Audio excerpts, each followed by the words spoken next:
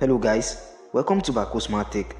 In today's video, I will be guiding you on how to recover your Instagram account, or if the hacker has hacked your email, phone number, or you don't have access to any of these, and even if you don't have access to your password.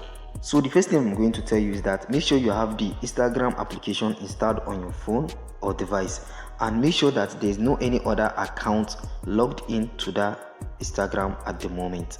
So now the first thing we are going to do, we are going to Chrome browser for Android and Safari for iPhone users. So go ahead and tap Instagram Support Center. When you tap on it, then tap on Enter. After doing that, it's going to pop you up to this page. Then tap on Instagram Help Center. Then this page, there is the search bar. Tap on the search bar, search for account recovery. After doing that, it's going to pop you to a page and tap on lost access to email or phone number. Then tap on need help logging into Instagram account over here. Then it's going to pop you up to this page. Then at the last option here, if you think that your page Instagram account has been hacked, then tap on visit the page. Then tap on continue with your browser. Then after doing that, tap on cancel. Then tap on the first option that says my account has hacked. Then tap on next. After doing that, here you are to provide your email, phone number or username. Any of the three, you can provide it. Then I will go ahead and tap on my username. Then after tapping on the username, tap on next. Then wait for it to load. Then if this is redirecting you to Help Center, that means you are either not using the device you usually use to log in your account or the browser you use to log in your account.